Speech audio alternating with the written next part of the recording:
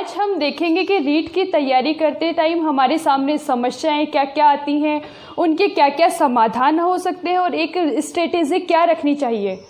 तो तैयारी करते टाइम अलग अलग कैटेगरी होती है भाई, कुछ गर्ल्स हैं, बॉयज़ हैं, फीमेल भी हैं। तो देखो इनकी समस्याएं भी अलग अलग होंगी हर कैटेगरी की। जो फीमेल हैं और जो मैरिड हैं वो क्या भाई, बच्चे हैं छोटे छोटे, उनका भी काम करना है। और प्रेजेंट टाइम में लॉकडाउन लगा हुआ है तो सब लोग घर पे रहते हैं, सबका काम करना है और पूरे दिन अलग अलग फरमाइश होती है, ये खाना है वो खाना है, अब खिलाना भी ज़रूरी है और उसके साथ में तैयारी करना।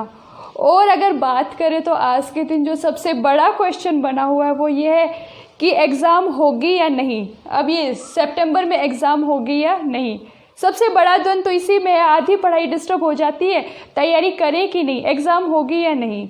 और जो दूसरा क्वेश्चन भाई, ये तो अभी लोकल क्वेश्चन कह सकते हैं कि टाइम के हिसाब से आया है। और जो मेन प्रॉब्लम होती है, जो सबसे ज़्यादा फेस करते हैं, वो है कि अगर सिलेक्शन नहीं हुआ तो सबसे ज़्यादा दुखी जो चीज़ करती है वो क्या है, नहीं। इस चीज़ पे कोई नहीं सोचता कि मेरा क्वेश्चन सोल्व नहीं हुआ तो। प्रॉब्लम क्या आती है, सिलेक्शन नहीं हुआ तो। और उस नहीं के बाद में इतनी कल्पनाएं कर लेते हैं कि कल्पना भी क्या है, परेशान रहते हैं, नहीं हुआ क्या करूँगा, कैसे करूँगा, क्या करूँगी। तो देखो आज हम इन्हीं सब चीज़ों से उबरना सीखेंगे, तैयारी करना सीखेंगे। अब जो लेडीज़ हैं पूरा काम करती हैं, एग्ज़ाम नहीं हुई वो बात अलग है, लेकिन सब ने कोचिंग करने के लिए बाहर रह भी रही थी, फीस भी दी थी कोचिंग में, बाहर रूम लेके रह रही थी। जो गर्ल्स हैं उनकी एक अलग ही प्रॉब्लम होती है। और ये जो छोटे छोटे प्रॉब्लम जिन पे आज हम बात कर रहे हैं, ये एक टाइप से डिप्रेशन का भी रीज़न बन जाती हैं। गर्ल्स हैं जब रीट की तैयारी करने पहुंचती है तब तक सबकी बीएड हो जाती है, घर वाले बोलते हैं कि 1-2 चांस है, तैयारी कर ले फिर शादी करेंगे। तो उनके दिमाग में ये जो 1-2 चांस है तैयारी कर ले, यही क्वेश्चन बन जाता है और इसी चीज़ से वो डिप्रेशन में आ जाते हैं कि इस एक चांस में हो जाए तो ठीक है, वरना फिर यही सवाल नहीं हुआ तो। जो बॉयज़ हैं तैयारी कर रहे हैं, शादी हो चुकी है या फिर अनमैरिड हैं, जो अनमैरिड है उनके सामने तो मेन प्रॉब्लम ये है कि शादी तब होगी जब नौकरी मिलेगी। और जो मैरिड है उनको ये है कि घर खर्चा चलाना है तो नौकरी चाहिए। और इस नहीं ने सबको तनाव में ला दिया कि नहीं होगी तो देखो अब जो तैयारी कर रही हैं गर्ल्स हैं, जो लेडीज़ हैं और मैरिड हैं, उनके सामने सबसे बड़ी प्रॉब्लम क्या आती है, उन्हें टाइम बहुत कम मिलता है। भाई घर का भी काम करना है, बच्चे छोटे हैं तो बच्चों का भी काम करना है। और वो डिप्रेशन में क्या सोच के आती है कि बाकी सब लोग तो पढ़ रहे हैं, अब जो फ्रेश बच्चे हैं उनको 10-10 घंटे पढ़ने के मिल रहे हैं, प्लस में उनके काम भी सब उनकी फैमिली कर रही है। मम्मी बोलेगी बेटा पानी पी ले और घाट पे उनको खाना ला के पकड़ाएंगे।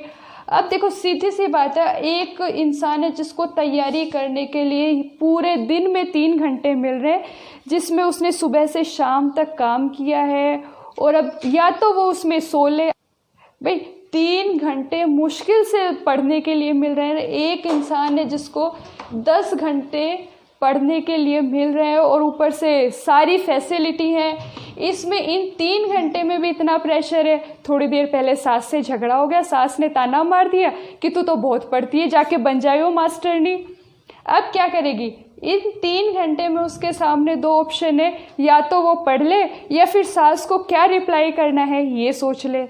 तो देखो अब जो भी है सिचुएशन, मान सकते हैं बैकग्राउंड में पेपर सबके लिए सेम होना है, चाहे गर्ल्स हो, बॉयज़ हो, मैरिड हो, अनमैरिड हो, पेपर सबके लिए सेम है। और इसमें क्वेश्चन का लेवल भी सबके लिए सेम है। तो ये जो हमारी प्रॉब्लम्स हैं इनको कैसे मैनेज करना है उस चीज़ पे आज हम बात करेंगे। अब देखो एक अलग ही कैटेगरी हो गई रिलेशनशिप वाली। जो मैरिड हैं उनकी तो नहीं है, लेकिन जो अभी कॉलेज करते ही आए हैं उनके लिए नहीं क्वेश्चन क्या है, अगर सिलेक्शन नहीं हुआ तो जो समीकरण सोच रखे हैं सारे बिगड़ जाएंगे। तो देखो इस नहीं से सब परेशान हैं। जिनकी जो 3 घंटे 10 घंटे वाली है, इस चीज़ से वो लोग तनाव में आ जाते हैं कि हम 3 घंटे तैयारी करके 10 घंटे वाले को कैसे बीट करेंगे। तो सबसे पहली चीज़ हमें सोचनी है वो क्या है, पढ़ाई के घंटे नहीं बल्कि जो कंटेंट हमने तैयार किया है वो हमारे सिलेक्शन को प्रभावित करता है। अब करें उससे पहले हमें दो चीज़ ध्यान में रखनी है कि सिलेक्शन के लिए टाइम से ज़्यादा कंटेंट मैटर करता है, और दूसरी चीज़ हमें नहीं से बाहर निकल के खुद में पॉजिटिव एटीट्यूड लाना है। तो देखो, सबसे पहली चीज़ है कि टाइम इम्पोर्टेंस नहीं रखता, ये बात भी ठीक है। अब जब सबसे पहली चीज़ जो ध्यान में रखनी है वो क्या है, पेपर है, पेपर सबके लिए बराबर है, कोई भी हो, और उसमें जो क्वेश्चन आएंगे क्वेश्चंस का मैटर भी सेम ही होगा। तो अपनी जो तैयारी करनी है उसको भटकाव की जगह, ऐसे नहीं कि 15 किताब इकट्ठी कर ली, आज ये ले आए आज वो ले आए। ये मार्केट थोड़ा कम खुल रहा था तो उसका भी फ़ायदा था कि किताबों का ढेर नहीं लग रहा था। लेकिन जब तैयारी करने वाले क्या करते, पूरी अलमारी भर ली, भर के रख दी, और उनमें तैयार कितना किया है, एक सब्जेक्ट का एक रजिस्टर भी तैयार नहीं किया। इन सब चीज़ों से बचना है। तो देखो, सबसे पहली चीज़ ये कि हमारी तैयारी का जो लेवल है वो पेपर के लेवल के अकॉर्डिंग होना चाहिए, सबसे पहली चीज़। अब वो बात अलग है कि उसमें आप 10 घंटे लगा रहे हो या फिर वही तैयारी आप 3 घंटे में कर रहे हो। देखो, जो बात थी कि जिनको फ्रेश बच्चे जिनको 10-10 घंटे टाइम मिल रहा है, तो एक चीज़ याद रखना, ये लोग अपना वक्त बर्बाद बहुत करते हैं। होता क्या है, पूरा सुबह डिसाइड करेंगे आज तो 10 पन्ने पढ़ने हैं, एक पन्ना पढ़ेंगे और फिर ख्यालों में खो जाते हैं, अच्छा ऐसा है, मैं रीट में लग जाऊंगी, फिर मैं ये करूंगी, मैं वो करूंगी, यहाँ है वहाँ घूमना है, उसके साथ जाना है, और पूरा एक पेज पढ़ने के बाद में 1 घंटा बर्बाद करेंगे। फिर याद आएगा कि पढ़ना था, फिर वो 1 घंटा सोचेंगे कि पढ़ा नहीं, तनाव होगा, फिर अगले 1 घंटे नहीं पढ़ा जाएगा, 2 घंटे बर्बाद, फिर वो बाहर घूमने चल जाते हैं। तो इन चीज़ों में टाइम जाता है। जो फ्रेश बच्चे हैं वो इन चीज़ों का ध्यान रखें कि इनमें अपना वक्त बर्बाद नहीं करें। तो देखो, टाइम जो फाइनली टाइम निकलता है एवरेज, वो सबके लिए बराबर ही है, क्योंकि कुछ लोग उसे भाई ख़राब भी कर रहे हैं, और अगर नहीं मिल रहा है तो इस चीज़ को ये मान के चलो कि अगर आपको 3 घंटे मिल रहे हैं और सामने वाला एवरेज टाइम 10 घंटे दे रहा है, तो वही क्वालिटी, वही जो लेवल है वो हमें 3 घंटे में ही अचीव करना पड़ेगा। ऑप्शन नहीं है, दूसरी ये सीधी सी बात है, करना पड़ेगा, ये मस्ट है, और करना भी 3 घंटे में ही पड़ेगा। ठीक है, अब बात करें पॉजिटिव एटीट्यूड कैसे लाना है। तो पॉजिटिव एटीट्यूड के लिए सबसे सही तो क्या है, मोटिवेशनल स्पीच सुनते हो, और भी बहुत सारी चीज़ें, शायरियाँ आती हैं, कोट्स आती हैं, उनको सुबह पढ़ेंगे, दिमाग में बिठाएंगे, रटेंगे, डीपी लगा के छोड़ते हैं, स्टेटस लगा के छोड़ते हैं। इनसे मोटिवेशन नहीं आता। सबसे पहली चीज़ जो हमें याद रखना है वो क्या है, सेल्फ मोटिवेशन। अब सीधी मैं मतलब पढ़ाते हैं या फिर देखते हैं, मिलते भी हैं, तो भाई एक बैच में कम से कम 60 बच्चे बैठे हैं। 60 बच्चे में जब टीचर सामने खड़ा होता है तो उसको पता होता है कि किन किन का सिलेक्शन होने के चांस है, और कितने % ऐसे हैं जो सिर्फ बैग लेके आ रहे हैं और वापस जा रहे हैं, उनका सिलेक्शन नहीं होगा। ये चीज़ पढ़ाने वाले को साफ साफ पता रहती है, और पढ़ने वालों को भी पता होती है। और बोलेंगे क्या, तर्क क्या देंगे, बलियारा हो ही जावे तो, कि बेरो नाको लाग ही जा, तो तर्क इनके पास ये रहेंगे, भाई पढ़ रहा तो हाँ देखो ऊपर ला के मेहरबानी हो जा। तो इनका मतलब सीधा सा है कि अभी ये खुद में ही कंफर्म नहीं है कि सिलेक्शन होगा कि नहीं। तो पॉजिटिव एटीट्यूड के लिए जो सबसे पहली चीज़ हमें चाहिए वो है सेल्फ मोटिवेशन। सेल्फ मोटिवेशन कैसे आएगा, सेल्फ मोटिवेशन तो खुद से ही आएगा। अपनी ज़रूरत देखो भाई, रीट के सफ़र में आप लोग घर से तो निकल चुके हो कि भाई तैयारी करनी है, रीट की करनी है, ये आपका गोल है, बीच में खड़े हो, ना तो पीछे जा सकते भाई और ना ही आगे पहुंचना है, तो गोल तक तो पहुंचना ही होगा। तो अच्छे से तैयारी की जाए। अब सेल्फ मोटिवेशन भी आ गया, तैयारी भी शुरू करेंगे। तो तैयारी करने में सबसे पहली चीज़ क्या होती है, टाइम टेबल बनाएंगे। टाइम टेबल, इतने घंटे पढ़ना है, 10 घंटे 12 घंटे पढ़ने हैं, उसमें 1 घंटा इसका, 2 घंटे इस चीज़ को पढ़ेंगे, 3 घंटा ये, आधा घंटा खाने का, आधा घंटा रेस्ट, और पढ़ाई कब से शुरू करेंगे? पढ़ाई कल से शुरू करेंगे। जो टाइम टेबल बना है उसको फॉलो कब से करेंगे राघव? कल से करेंगे, यही होता है। लेकिन ये चीज़ गलत है। भाई कल से टाइम टेबल फॉलो करेंगे, अगला दिन आता है, 1.5-2 घंटा टाइम टेबल के अकॉर्डिंग चलते हैं, रात तक सब स्वाहा हो जाता है। तो अपना जो सेल्फ मोटिवेशन है उसके लिए 3 लाइन रखो। इनको स्टेटस लगाओ, डीपी लगाओ, दीवार पे चिपकाओ, कुछ भी करो। लेकिन सबसे पहली चीज़ क्या है, अगर आपको कल से पढ़ना है, तो आज से शुरू करो।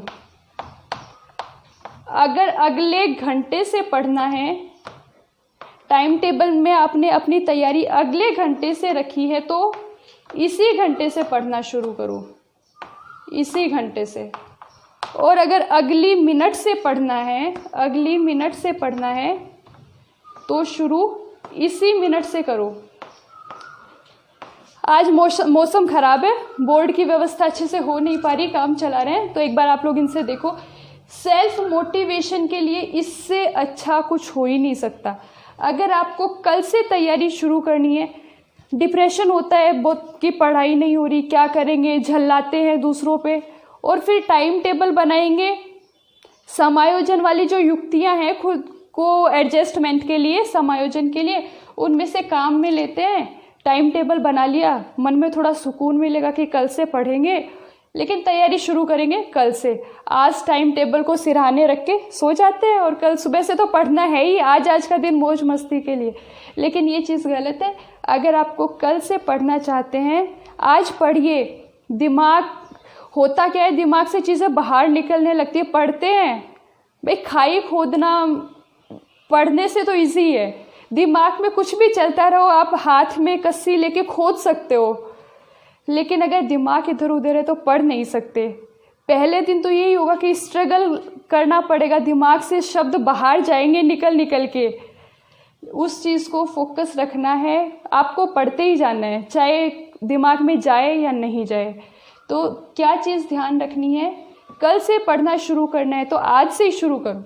आप सोच रहे हो कि मैं अगले घंटे से पढ़ाई शुरू कर दूंगा, अभी आधा घंटा बचा है, इसमें मोबाइल छेड़ लूँ, ये चीज़ नहीं। आधे घंटे आप स्ट्रगल करेंगे पढ़ाई में, तब जाके अगले घंटे में आपकी पढ़ाई रेगुलर या नॉर्मल फ्लो में आ पाएगी। इस चीज़ का ख्याल रखना है, ठीक है।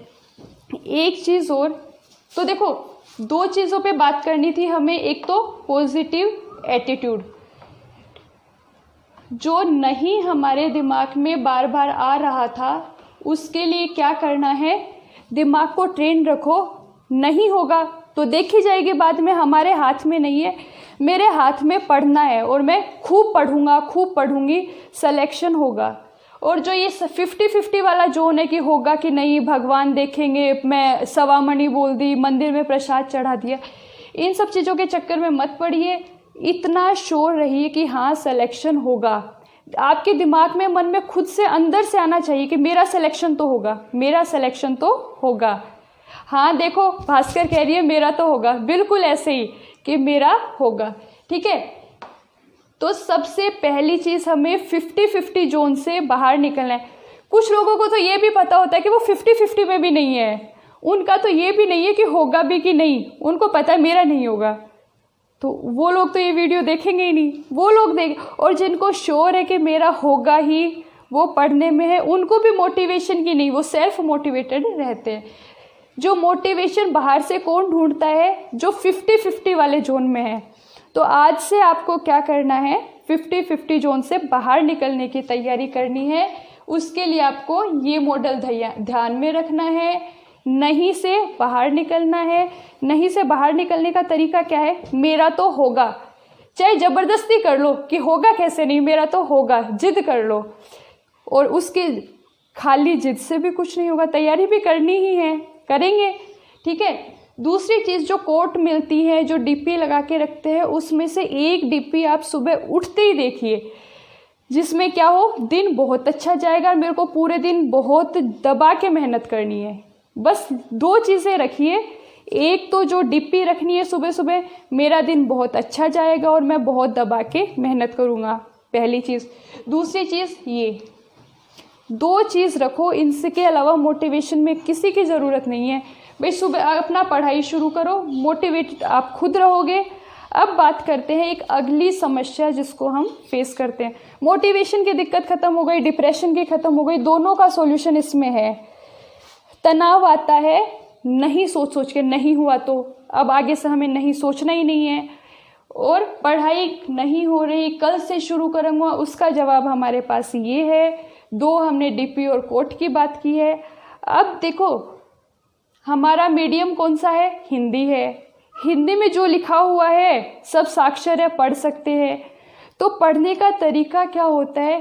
पूरा एक पेज है, शुरू से लेके लास्ट तक रीडिंग लगा ली, दिमाग में कुछ गया ही नहीं, दिमाग के दरवाजे तो कस के बंद कर दिए, पढ़ रहे हैं पढ़ रहे हैं पढ़ रहे हैं।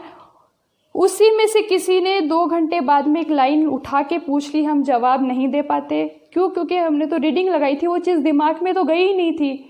इस चीज़ से बचना है। इस चीज़ में अगर आप 10 घंटे भी पढ़ रहे हैं तो सिलेक्शन नहीं होगा। कुछ लोग बोलते कि मैंने सब कुछ रट लिया, पढ़ लिया, सिलेक्शन नहीं होता। तैयारी तो बहुत करता हूँ, सिलेक्शन नहीं होता। तो इस चीज़ में समस्या क्या है? उन्होंने हिंदी मीडियम था, उसी मीडियम में किताबों में लिखा हुआ था, उसकी रीडिंग लगाई, वो चीज़ दिमाग में नहीं गई। तो इस चीज़ का तरीका क्या है? आप देखो एक चीज़ पे और बात करेंगे, रिवीजन कैसे करना है। तो रिवीजन का सब कुछ लोग तरीका क्या रखते हैं? एक पैराग्राफ पढ़ा फिर उसको लिखेंगे, तो वो चीज़ ठीक है, तर्क देते हैं कि हमें लिख लिख के याद होता है। तो इसमें समस्या ये है कि जो आपने अभी अभी पढ़ा उसको तुरंत ही लिख डाला, तो वो उस टाइम तो याद ही था। इसके लिए सबसे सही तरीका ये होता है कि जो कुछ आपने पढ़ा है उसको बार बार रिवाइज करिए, और रिवाइज करने का तरीका लिखने वाला मत रखिए। आप क्या रखिए, जो चीज़ एक पेज पढ़ लिया उस पेज को बंद कर दीजिए, और बंद करने के बाद में दिमाग में सोचिए कि अच्छा आज मैंने ये पढ़ा था। जैसे ज्योग्राफी में अगर आपने पढ़ा है कि परिवर्तन कौन कौन सी शक्तियों से होते हैं, ये मैंने पढ़ाया था इसलिए इस टॉपिक की बात कर रहे हैं।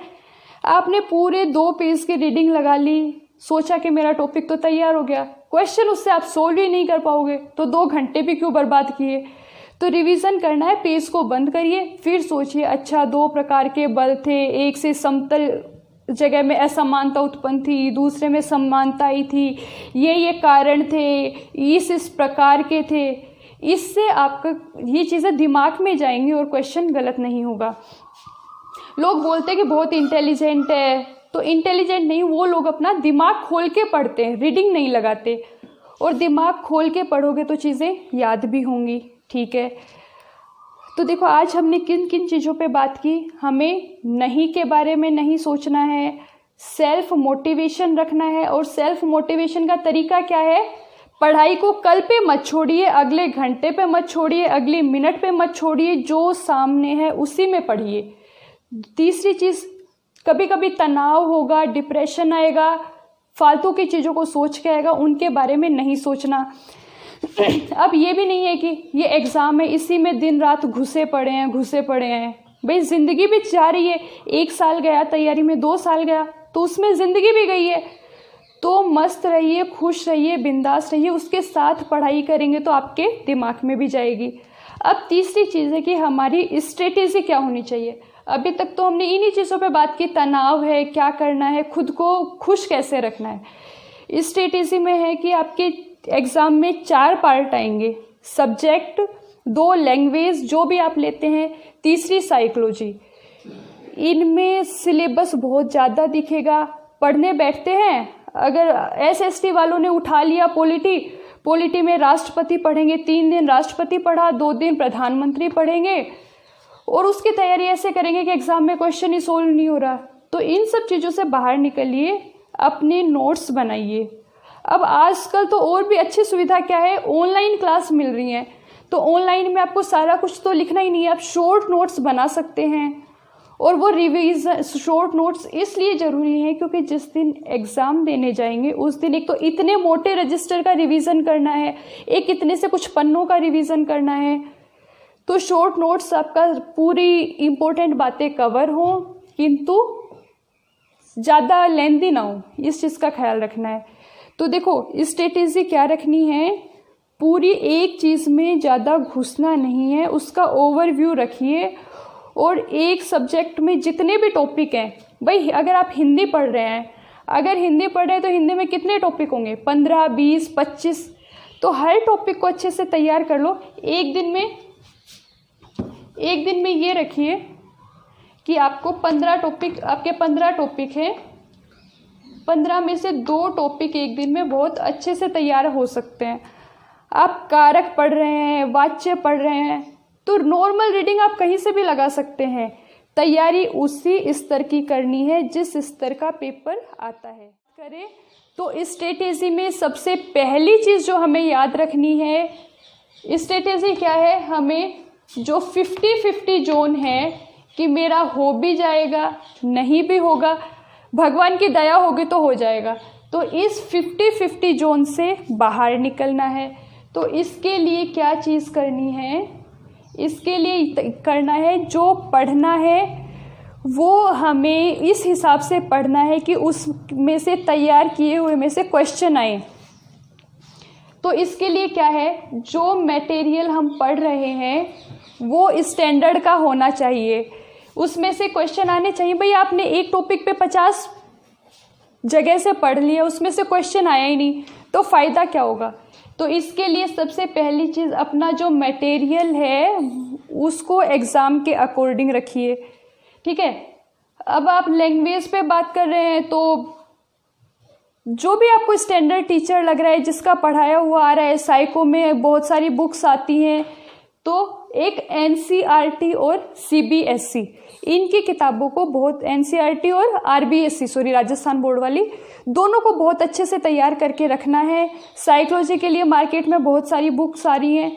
अब ये भी नहीं है कि एक साथ साइकोलॉजी तैयार करनी है, इतने नंबर की आएगी, तो मैंने 3 किताब रख ली, 3 में से पढ़ी एक भी नहीं, ऐसे मत करो। ये काफ़ी सारी बुक्स आ रही है, वंदना जादौन की, श्रेष्ठा वाली मैडम की जो है, वो सुप्रिया मैडम की, 2 सही है। आप कोई भी बुक्स लीजिए, उसमें से इस हिसाब से देखिए, पढ़िए। पढ़ने के बाद में पुराने पेपर सोल्व करिए। अगर आपके पढ़े हुए से क्वेश्चन सोल्व हो रहे हैं, इसका मतलब आप सही डायरेक्शन में जा रहे हैं। भाई मटेरियल तो आपने ले लिया, आपको ये क्या पता चलेगा कि एग्ज़ाम के अकॉर्डिंग है? तो जांच करने का एक ही तरीका है, आपके पढ़ने के बाद में क्वेश्चन सोल्व होंगे। तो सबसे पहली चीज़ मटेरियल का ध्यान रखना है। दूसरी चीज़, जितने टॉपिक हैं हर टॉपिक को तैयार करना है। ऐसे नहीं कि एक टॉपिक में तो जी जान लगा दिया, दूसरे टॉपिक को देखा ही नहीं। 15 टॉपिक हैं, 15 में से आपको 15 के 15 तैयार होने चाहिए, ठीक है। अब वो आप कहाँ से करते हैं वो चीज़ अपना देखिए।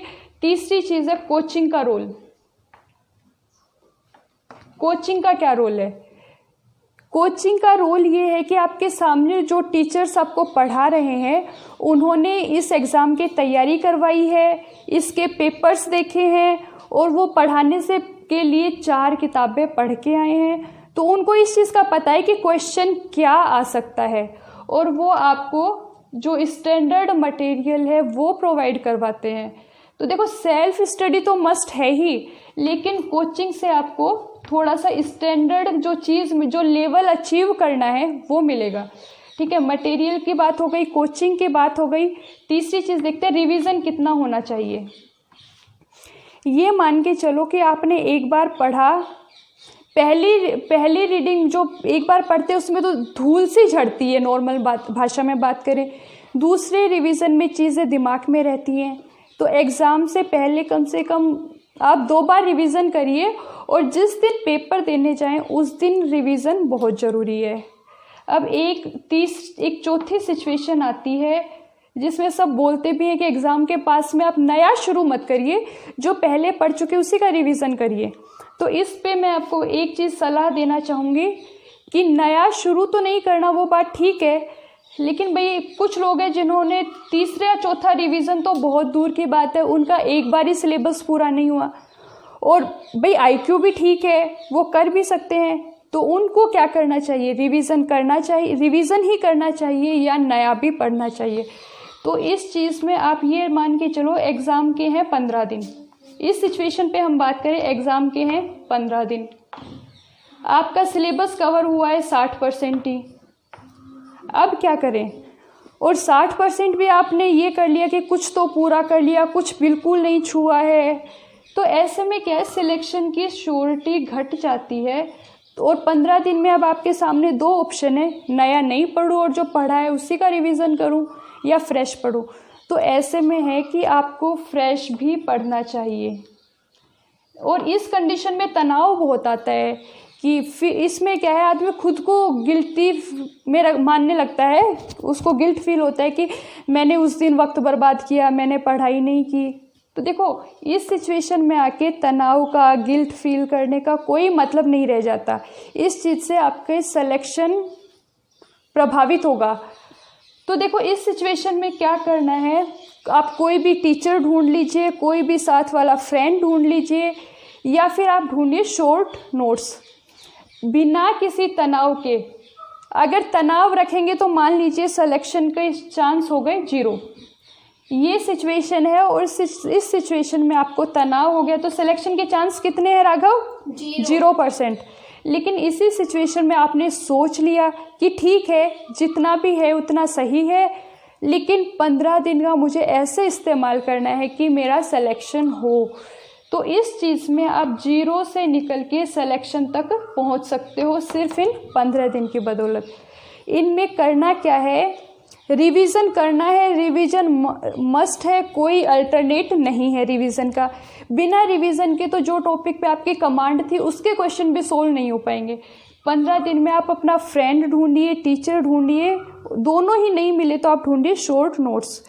क्योंकि कुछ टॉपिक ऐसे होते हैं जिनमें अगर आपने 15 क्वेश्चन पढ़ लिए ना, उनमें से एक क्वेश्चन आ जाएगा। आने के बाद में नोट्स देखोगे कि ये क्वेश्चन कहाँ से आया, फिर देखोगे शुरू की जो 4 लाइन थी उन्हीं में ये क्वेश्चन लिखा हुआ था। तो इसमें क्या है, ऐसे सिचुएशन में जो जिसने पढ़ लिया है वो आपको गाइड कर सकता है। तो अपना रिवीजन जारी रखिए 60% का, प्लस में जो नया है उसमें मोटी मोटी बातें तो ज़रूर ही पढ़िए। किसी टॉपिक को बिल्कुल पूरा का पूरा 100% मत छोड़ो। जो कहते हैं कि एक को 100% तैयार कर लो और किसी को 25-30 करो, उसको छोड़ दो। नहीं, छोड़ना नहीं है। अगर 25-30 भी कर पा रहे हो तो वो भी करिए और कोशिश करिए किसी एक्सपीरियंस्ड आदमी के पास बैठने की, क्योंकि वो इस 25-30% में आपको वो क्वेश्चन बताएगा जो एग्ज़ाम में आ सकते हैं। तो इस सिचुएशन में क्या है, जो टीचर लगातार पढ़ा रहे हैं उनको वो बहुत हेल्प करते हैं। ठीक है, रिवीजन की बात और कोचिंग बंद करिए पर। अब देखो, हाँ, 4 सिचुएशन पे बात कर चुके। एक सिचुएशन है कि आप सेल्फ स्टडी कर रहे हैं। तो सेल्फ स्टडी में क्या है, कुछ प्रॉब्लम्स भी आती हैं, कुछ फ़ायदे भी हैं। कुछ लोग बोलते हैं कि कोचिंग में टाइम बर्बाद होता है, सेल्फ स्टडी में वो नहीं होता। कोचिंग वाले बहुत फालतू की बात लिखवाते हैं। अपनी जगह दोनों सही है, दोनों गलत हैं, उसको हम उस बात पे बहस नहीं करेंगे।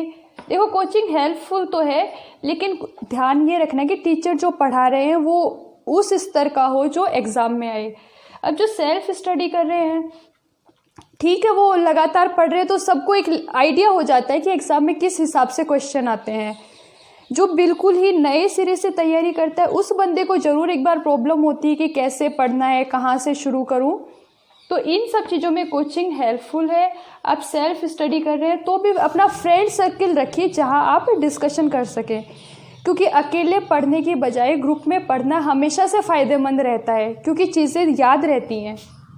चलो, हमने रिवीजन पे बात कर ली, कोचिंग मटेरियल। देखो, सबसे ज़्यादा ज़रूरी चीज़ 50-50 जोन से बाहर निकलिए। अपना जो मैटर है वो एग्ज़ाम के पेपर के अकॉर्डिंग रखिए। और एक होता है कि कुछ लोग बोलते हैं कि मैं 1 नंबर से रह गया, 2 नंबर से रह गया, पॉइंटों में रह गया। उसका सीधा सा मतलब क्या है, उसकी जो तैयारी का लेवल है वो 50-50% में तो अचीव हो चुका।